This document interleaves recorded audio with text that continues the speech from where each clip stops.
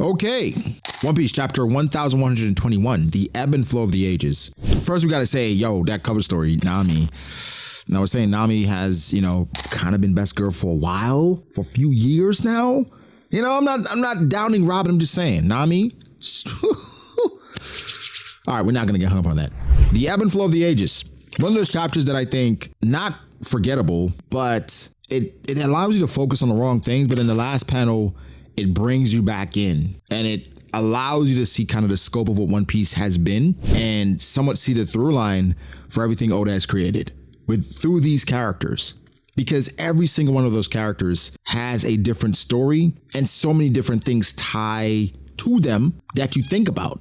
And to see it all culminate here in this way, like these are the 12 characters that have the most impact on the future and the conclusion of the story. Mind-blowing. But we're not going to start at the end. Just have to reference that because that panel is gorgeous. It is a beautiful panel. It forces you to think so much. So I don't want to spend too much time talking about irrelevant things because I do want to spend a lot of time on that panel because I got a lot of thoughts about that panel. But let's start because we know other things that happened in the chapter. Saturn, right? Still quiet intensity.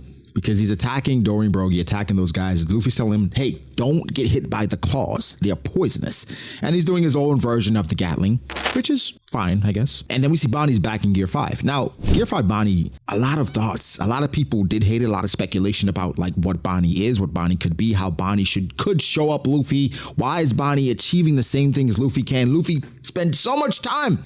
This chapter made it blatantly clear that it's not even close, and I don't think Bonnie can ever get to the level that Luffy's at. Seriously, Bonnie is struggling to breathe in Gear 5.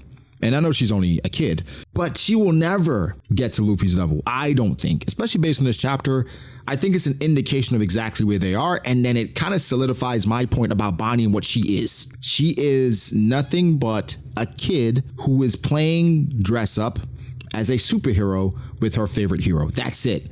It is more symbolic than anything. This is about how Bonnie is being used to say, this is almost like saying, yo, Bonnie, you deserve to be here at the demise of the Gorosei, right? You've been through so much. Come, help me finish them. And Luffy's pushing her almost like he did with Momo, where it's like, Momo, look at what Kaido did to your country. You have to protect your people at this point. And so Luffy is forcing Bonnie into position to just support him, right? And speaking strength into her. She has probably doubted herself so much, considering everything she's been through and everything her dad has been through and her mom, that it's been hard, right? And she even said it herself, it's been hard to even live. And so Luffy and his positivity and how much life he's speaking into her, strength he's speaking into her, is giving her the courage to stand up against somebody that's oppressed her family for eons.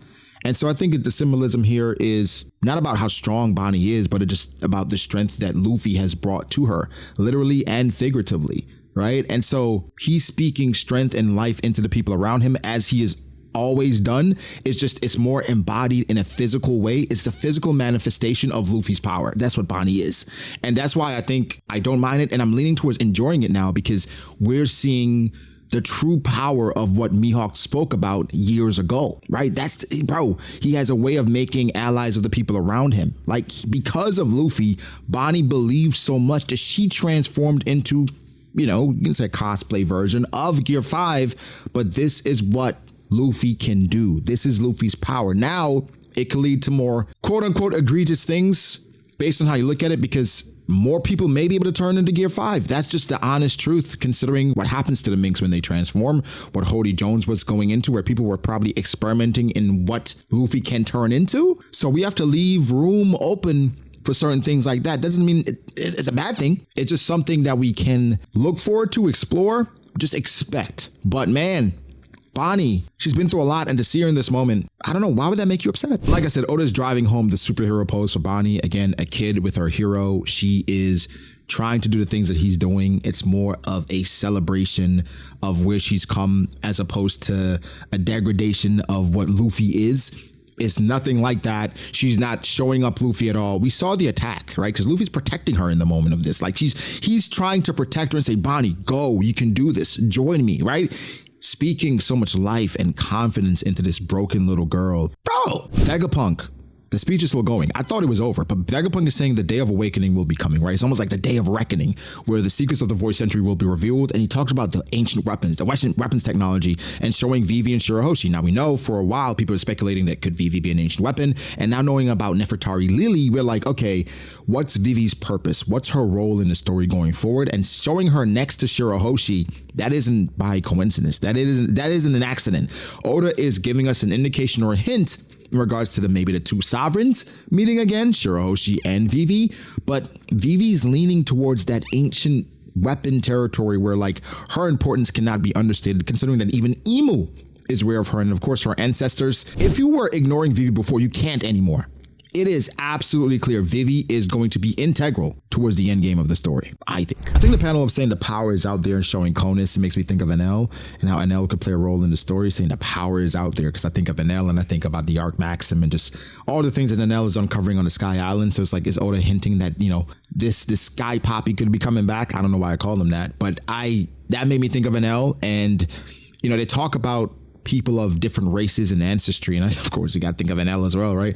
Even though he committed crazy genocide, you know, he's insane. But he talks about people with unique and rare traits or unique and rare ancestry are persecuted relentlessly, and he shows Kuma, he shows King, and we've seen it throughout history that these people, they are not treated the same, and you wonder why.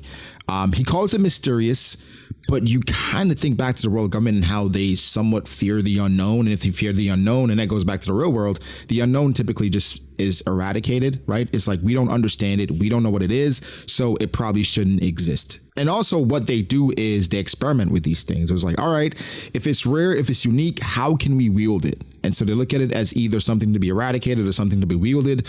But either way, is going to be used for their purposes. I thought it was ironic. Saturn talking about Bonney being a parrot, mimicking something he can't comprehend, or she can't comprehend, which I don't think he even comprehends what he's going against, right? And again, Luffy's protecting her. And then seeing Luffy and Bonney together prepare their attack, and seeing Bonnie's little attack in the middle of Luffy's 12 different fists hockeyed up, it just shows like almost like he's protecting her, but she's having her moment in the sun, you know? And again, it goes back to everything I mentioned earlier or referenced earlier, where it's just Bonney being included, right? Because Luffy's like, we did it, Bonney. Bonney didn't do much to dismantle Saturn. It's mostly Luffy, but she felt a part of it. She felt included. She's kind of taking her life back. And so it's a beautiful moment. I can't see it as anything but that. I can't think about the power scaling aspect because I don't think that matters as much. I don't think it matters at all in this situation. This is literally about Bonney reclaiming her life almost, because it was all stripped and taken from her. And even her having this devil fruit is things that was forced upon her, based on just how Saturn and the experiments and just how they didn't even look at these people as people and just as experiments, and it coming back to bite him in the ass. I kind of like it. This speech gets more impactful the more Vegapunk goes on, because he talks about science. He's showing characters like Caesar and Judge, and you're seeing Iceberg, because we know Iceberg's goal and what he's already set in motion in regards to creating something that can withstand this flood that is to come, and saying that he believes in science, he believes in the people, and he talks about the passing of the legends and how the new guard is now in control. It gives us an indication of how Vegapunk is viewing the world and how the world is preparing itself, right, through different people, on both sides, right? Even with science, like, you can't trust in someone like Caesar and Judge, but then you have other people that are doing the right thing from our perspective, because, you know, everybody's a bad person to someone. So Vegapunk is speaking life into the people that are to come, right? Vegapunk is speaking life into those that have a part to play in the future of the world. Today, there are certain individuals that can't be oppressed. Those words are powerful, right? And seeing Luffy in the midst of it, Bonney crying at the victory, you seeing Dorian Brogy, right? These Elbaf legends. There are certain people who can be oppressed, and it goes back to how they think, how they live, how they go about things. Seeing Zoro, seeing Kuma, right? You understand that this world and how it is, how it was manufactured, how it's been carefully crafted to suppress and oppress the people. There are certain people that overcome that. It goes back to the will of D. It goes back to people's dreams. These things are going to always supersede whatever the world government, whatever the celestial dragons are trying to accomplish, because regardless, there are certain people who cannot be oppressed. And that is the biggest fear of the world government, right? Those people who go against the grain, who no matter what, you cannot hope to control them. And so Vegapunk's speech, this week, has been more impactful than anything that he said in the past to me, because we have Luffy speaking life into Bonney, and Vegapunk is speaking life into the world, right? Not only gearing up the people that are already on hand, prepared for battle, but even people that are somewhat passive and like not sure about where they're like, hold on. This is getting me fired up. He mentions that people are closer to the truth, and he's talked about Roger, and he set all this in motion. And we go back to Roger's speech, the indication of like how that started, and Roger starting the Great Pirate Era. You would assume it was for this purpose. We don't know the conversation Roger had with Shanks, Roger had with Rayleigh, and like what Roger's intention was after Laugh Tale. You would presume is to prepare as many Joy Boy candidates as possible. Like that's what the presumption is, but there are more specifics to it than that. And so Vegapunk, again, Oda uses Vegapunk in theory as someone who is a confirmation of several things, because even with Vegapunk's theory of devil fruits, it's not saying that's what it is, but that's what Vegapunk thinks it is. And so for the most part, I kind of use Vegapunk's words sometimes as fact because Oda uses him in that way. So him saying, I don't know, is this a coincidence that Roger set this all in motion? I don't think this is necessarily saying either or, but it brings into question, could both things be true, right? It could be a coincidence, but it could be Roger set all this in motion. And so it makes you think about either side, but both things are valid or validated because Vegapunk even said it. And so with everything he's saying, right, it seems like it's theoretical, but because of the things we know, some of it we're like, no, that's 100% fact. It is 100% true. And so Vegapunk's words, they carry so much weight, even though as a character, we haven't connected with him as much, because some things that we already know are confirmed, the world is now finding out about it. We're like, no, you should probably listen to this guy because a lot of the shit he's saying, we already know, and we know it as a fact. So things that we don't know as a fact, it's almost like validated by the things we do know. I said a lot, but you know what I mean? Like I said, even the people that, weren't fired up initially, they heard the speech and they're hearing where things are going. It's like, hold on, Vegapunk, you're starting to cook, man. You're starting to cook. And so, again, this speech is speaking so much life into the world. At first it started saying the world is going to sink, people are going to die. And now he's saying, yes, even still, you can stand up and fight. You can stand up against all these oppressors, all these different factors, but there are certain people that can be oppressed. And think about like if you're hearing this speech, right? You're like, damn, am I one of those people that can't be oppressed? I want to be one of those people that can't be oppressed. And it's somewhat like what the revolutionaries do, right? They go around and because of resources, they can't just go liberating everyone on their own. They go and they speak life into the people so that they can help with the revolution and somewhat do it themselves. And Vegapunk is somewhat doing that to the rest of the world. And the people that are going to stand up and fight is going to lead to more anti-world government messages. And I would not be surprised if the revolutionaries, what they should do is follow up upon this speech and this message and reiterate everything they've been doing in the past, because it goes along so well with what they've been talking about, fighting the powers that be, and now having context, right, in regards to what they're fighting. For the most part, people should be fired up more than ever, in my opinion. Something you mentioned saying there's no guarantee that would be found by someone that Joy Boy would want makes me think about Blackbeard, right? And what Whitebeard said to say, you're not the man Roger's waiting for. Where it's like, that's a possibility, right? That everything you left behind might be found by the wrong person. But your belief, destiny, will, dreams, that the right person will come along that can utilize everything you left behind to get the results that you hoped would be achieved. But Blackbeard is in the front and in the midst of all this, where it's like, yeah, the wrong person could get a hold of these things and things could just be bad. Another thing, they said the Commodore isn't back yet, right? And for me, it's just like, people are saying, oh, he's still injured from law, he's just taking his time. I'm like, no, that's significant, because saying that the Commodore isn't back yet is saying he's expected to be back by now based on where he was, but he's not back yet. And we can't forget about the cover story with Yamato is going on in Wano. There has to be a reason to it. We just found out about Pluton. Caribou just went with Katarina and Van Augur. It is not crazy to think that Blackbeard is on his way to Wano right now. And again, they're reiterating the ancient weapons, etc. Bro, these are things we have to factor in. These are things that are kind of scary, not gonna lie. Not gonna lie. And so what I'm actually hoping is that Blackbeard goes to Wano. I hope nothing happens to Yamato. Maybe Yamato doesn't even get involved because she's on her pilgrimage, right? Like, so she's not even there when they come in and she's not around, which would lead to some interesting dialogue considering that's why she was there. Now she goes on a pilgrimage. Blackbeard shows up. He manages to take whatever he wants to take, and then Yamato comes back. It's like, yo, what the hell happened, right? But something to consider. Shanks as well. Here's my thoughts about Shanks and Shanks drinking himself into a drunken stupor. Do you regret what happened to Kid Shanks? Because Shanks has always been a enforcer of the future and preserving the young saplings and their growth. Kid was one of those. And for him to completely eradicate someone who had such a bright future, I wonder if it's weighing on him, because he's drinking himself just into a stupor, like I said. I don't think he necessarily hated Kid. I think he looked at Kid and Kid's past and it's like, all right, he's been doing so many different things. And he questioned it so many times. Does he really want to fight? Just leave your poneglyphs and go. Because he's interested in preserving that future and understanding the candidates that are. And this is so damning for Kid just because this is the time when you want to ascend, right? And Kid did for a while, but being eradicated like this is being sent back to zero. How can you bounce back after your crew gets annihilated? You get annihilated. Your ship is gone. And so, it leads to so many thoughts, but ultimately I think it tells me that Shanks is genuinely a good person. He has a great idea for the future. Like this evil Shanks thing I never believed in, and I more so don't believe in it now, but it makes you question Kid and Kid's future. Is he dead? Does he have significance going forward? I don't know.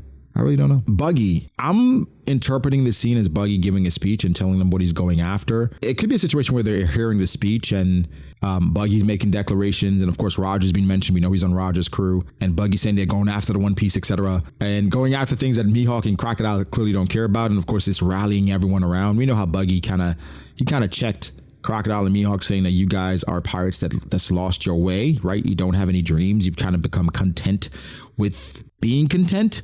And so I think this is just Buggy being Buggy. And with Vegapunk giving more context to going after the One Piece, it is rallying the troops, like him saying things about people that can be oppressed, and Buggy having the ambitions that he has. It's making Buggy a more larger than life character than he initially was presumed to be. So this is perfect for Buggy and his followers because he's looking amazing right now. Because Vegapunk is saying, the people that can't be oppressed, and Buggy, we know how he feels about things. So this is Buggy bias. This is, and I'm not mad at it. I've come around so much on Buggy, and seeing Mihawk and Crocodile's face is interesting because even with them and their goals, Crocodiles we know would be after the ancient weapons. Them still being an empty bluffs though. I was hoping that they would be going after or making a move after something. They're still there. Things still could happen, but Blackbeard is clearly on the move, in my opinion. The Marine says something, there's no stopping it. We're going to go find it first. So let's go finding first. And the initial thing I think of is going after the One Piece. But I'm like, what if they're going after the ancient weapons, right? I always thought the Marines should have a crew put together that's going after the One Piece. Just because, why not? They already have people undercover working with sword, etc. Why not have a crew going after the One Piece? Somewhat deterring other people. That would be cool. But I don't think it's clear. Could be ancient weapons. Could be the One Piece. But this would be interesting because who do you send after the One Piece, right? If it is One Piece. If it's the ancient weapons, who are you sending then? Because you're already so limited. Like, do you start sending Seraphim out? But can you even trust the Seraphim at this point? It's so many moving parts, so many factors to consider. Vegapunk, though, nail in the coffin. There's no stopping it now. Whoever finds it, the fate of the world will be decided based on who finds the One Piece. And now the final panel. Shanks, Luffy, Blackbeard, Buggy, Akainu Dragon, I think the captain of the God Knights, Imu, Kobe, Aokiji, Garling, and Sabo. Now, people are saying Garling is the leader of the God Knights. I think so, but I don't think he's currently the strongest of the God Knights because his era was previously. He was back there with Rocks and those guys. This new guy, people are calling him Stabs, Shanks' twin, whatever. He is the guy, more than likely, that is the strongest in the God Knights. And I think this panel is so impactful because, again, when I think about all these characters, I think about their stories, how they intertwine, how they got to where they are, right? Like you have the Akainu and Dragon storyline. Then you have the Imu and Kobe, possibly the ideology storyline. Then you have the Sabo and Aokiji, not only based on one leaving or one joining the revolutionaries after wanting to be a pirate and one joining a pirate after leaving the Marines, but just how Ice and Fire, right? And then you have someone like Garling. Where does he play, right? And so you think about just all these different paths and how they deviate, with Aokiji being an underling of Blackbeard. Why are you here? But I think this shows that Aokiji still has much more to show and much more impactful decisions to make, which he already made one by helping to capture Garp. But I think going forward, it just shows like he's not just the underling of Blackbeard. He's not just playing second fiddle, bro. He has a goal. He has a purpose, and it's going to be realized. I think at some point Blackbeard goes after the One Piece or goes after the king of the world, which is Imu, and Garling is going to step in. And Aokiji could play a role in that. And so I think ideology in regards to an idealistic world with Emu and Kobe, I think Kobe, in regards to being a combatant, he doesn't hold a candle to any of these people, presumably. And so he's there because of his beliefs. But every single one of these people, Garling and I think the captain of the God Knights being excluded, or them aside, everybody here have made impactful decisions that shaped the world. From Sabo, the Dragon, Kaino, Aokiji, Kobe, Emu, right? And so, and let's not even mention the Yonko, the current Yonko. They have changed the world in so many ways based on the things that they've done. And so we're at a point now where these people and their decisions, this is going to shape the world. No question. People mention people like Kizaru. He's not an impactful guy. He's just somebody that goes with the flow. He follows orders. He's a cog. He's a jag, just a guy. And you have people like Fujitora, I think, could have been there. You worry about people like Smoker. What is his role going to be? Not saying other people won't have an impact. People like Doflamingo if he gets out, right? Not saying other people won't have an impact, but these are the major players that's going to make their decisions, and how their decisions they make are going to completely change the outcome of this world. This chapter was fantastic. I can't tell you like how my brain is racing, how much my brain is racing, because it's going all over the place thinking about the possible factors and the impact of these people making those decisions. So guys, give me your thoughts. There's more to come. There's definitely more things I want to talk about, but I'm going to leave it there for now. Give me your thoughts. How do you feel about things? Fantastic chapter. We're on break next week. We're going to talk about a lot more stuff, but we're on break next week. It sucks, but One Piece. Good shit. Good shit.